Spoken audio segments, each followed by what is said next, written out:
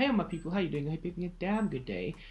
And we're back with the AC Milan career mode. It's going to be a vibe. It's going to be a smashing episode. And it's a bit of a decider here in the Champions League against Shakhtar Donetsk in Ukraine, of course. Well, actually it's not. It's actually at the San Siro. We've got a very big game on our hands. Beneka, Bakayoko, they start in midfield.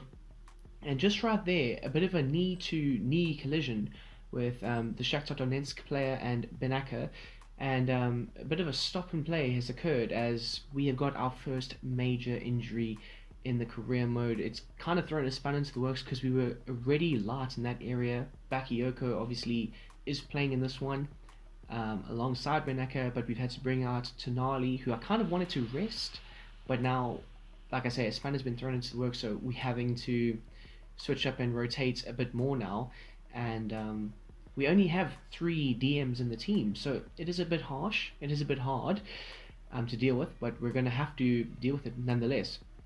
And as you can see there, like, they did have a great chance in the dying moments of the game, and we carved out a great chance in this game with Castellio smashing it in 50 seconds over the added time, and with a 1-0 win, we will probably go top of the group, probably, depending on if we're lucky enough that other results have gone our way.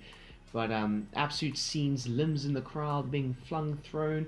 I thought I may have taken a touch too many, but he did smash it into the top of the roof. The Shakhtar Donetsk keeper had no chance, and to be honest, I think the team were a bit shaken from that tough injury to Beneko. So either way, 3 points is the most important thing, and I do hope that the man can recover in time, because my goodness, we are going to need him. We are definitely going to need him this season, so definitely have to see what things happen with him. And Castellio is the man of the match with a 7.9 rating, played on the left hand side quite well, so we'll have to see how things go. But unfortunate news of an ACL injury, and he will be out for 7 months. Ismail Benaka will be out for 7 months, and that's definitely not good, because Chelsea wants to try and recall Bakayoko because they feel we have been unfair to him in a way by not playing him as much, but he's about to get a lot of game time now, so I'm hoping that that changes Chelsea's minds with recalling him from his loan. But more times than not, once you get that dreaded email saying unhappy with the amount of squad time, game time and everything, it's more or less in January the man will be recalled from his loan, so that does suck a bit.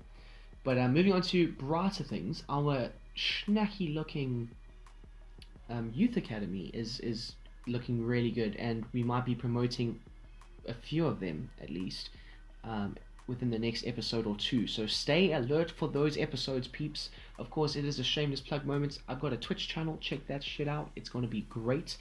Obviously we are streaming on there the Manchester United career mode, so if you have some time on your hands, don't forget to check that out. But moving on to Spetsy, our second game of the stream of the episode, I should say. We get off to a brilliant start. 24 minutes in, Zlatan Ibrahimovic, he smashes one in.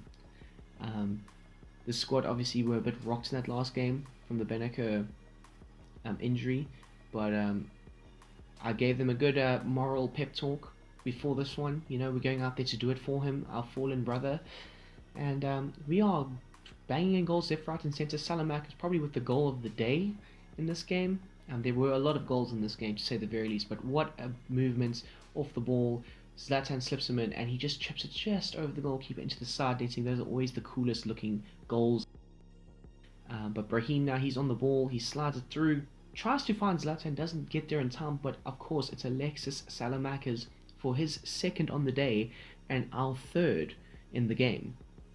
Absolute scenes here. We are giving Spezia a harsh reality check, and this time it's Alexis Salamakers to the other Belgium international, Eden Hazard, who leaps like a salmon out of the water, headers it straight into the back of the net. The Spezia goalkeeper had no chance whatsoever, and 11 or 12 minutes into the second half, I should say, they get a goal back. It is now 5-1 to them.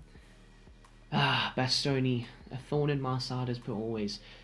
So it's a bit unfortunate that we couldn't keep a clean sheet in this one.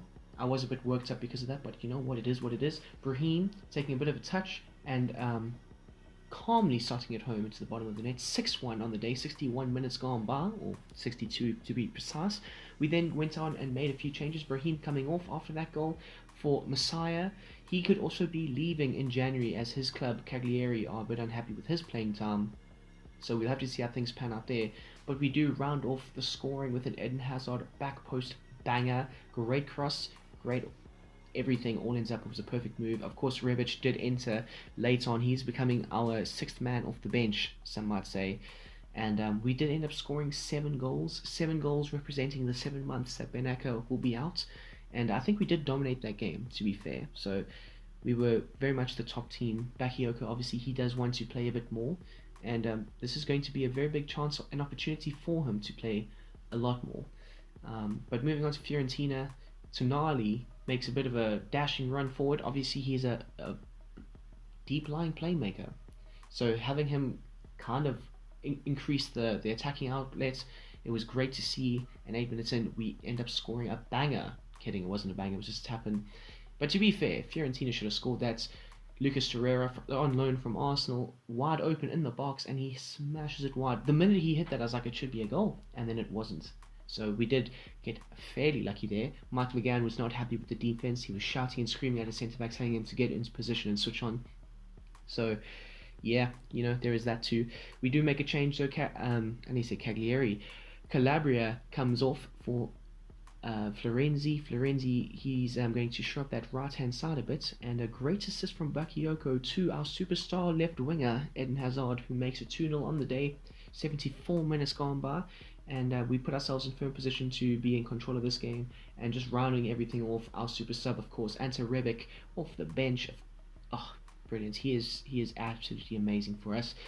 And it doesn't matter where he plays, though. Keep in mind, it does not matter where he plays. He can play damn near left wing, right wing, striker, or even cam. I am enjoying him, playing him just behind Zlatan or Olivier Giroud, because he does offer a lot running in behind. So look to see where that leads us, because obviously he's a great player for us. So yeah, but we end off our episode with 3 wins on the bounce, and things are going really well for us so far in this career mode. We haven't really encountered a tricky moment up until that injury, so stay tuned for that next episode, where we might have a trick or two up our sleeves with how we're dealing with that.